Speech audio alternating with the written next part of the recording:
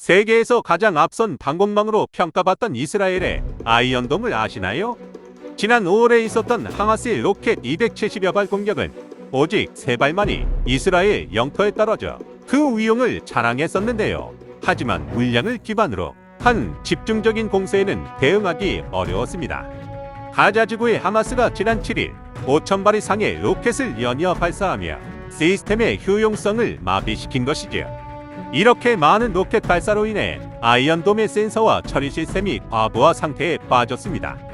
여러 로켓을 동시에 감지, 분석, 대응하는 과정에서 한계점을 넘어 아이언돔이 놓친 수천 발의 로켓이 방어를 피해 목표 지점에 도달해버렸습니다.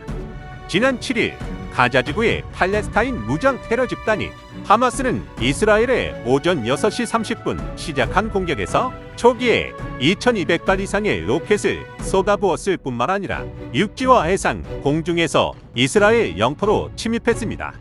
하마스의 불도저는 이스라엘군이 2년 전에 완성한 6m 높이의 철제 콘크리트 벽을 무너뜨리며 수백 명의 하마스 무장 세력이 모터사이클, 픽업 트럭과 패러글라이더를 이용해 이 벽을 넘어서 진격했고 예상에서도 보트로 이스라엘 영토로 침투했습니다. 이에 10월 9일 이스라엘 방위군 대변인은 하마스 세력을 격퇴하는데 예상보다 시간이 걸려 최소 7개에서 8개 마을에 전투가 전개되고 있다고 밝혔습니다.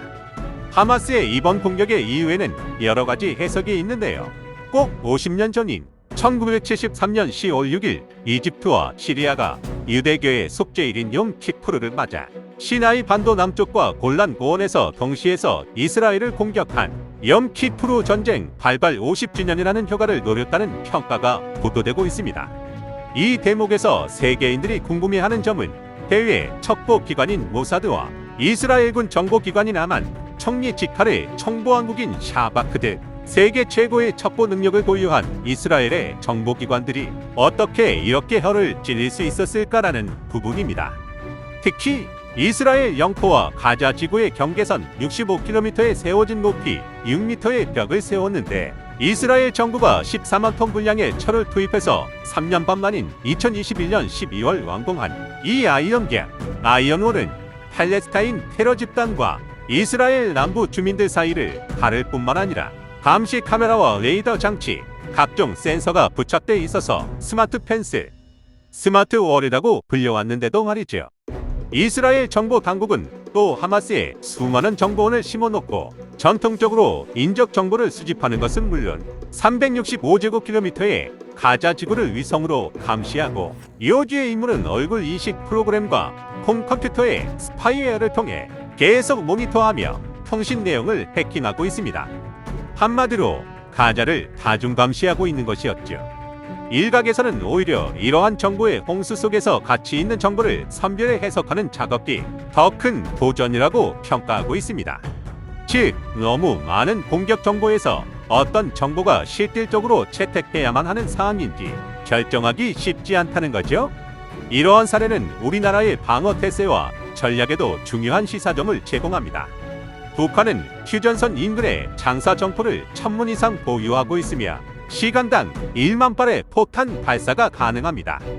이는 판문점에서 용산 대통령실까지의 거리가 단 50km라는 것을 감안하면 우리나라의 방어 체계가 얼마나 중요한지를 잘 나타냅니다. 현재 우리군은 한국형 아이언돔이라 불리는 장사 정포 요격 체계 램들을 개발 중입니다. 그런데 여기서 중요한 질문이 있습니다. 정말 한국형 아이언돔만으로도 북한의 집중적인 장사 정포 공격을 막을 수 있을까 하는 것이지요. 전문가들 사이에서는 이에 대한 다양한 의견이 나오고 있습니다.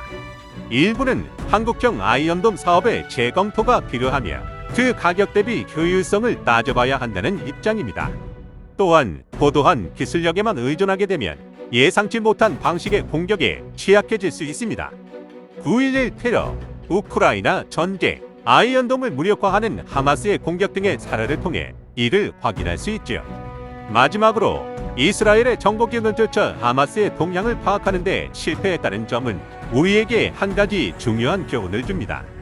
그것은 항상 냉정하고 방심하지 않는 준비 태세가 필요하다는 것입니다.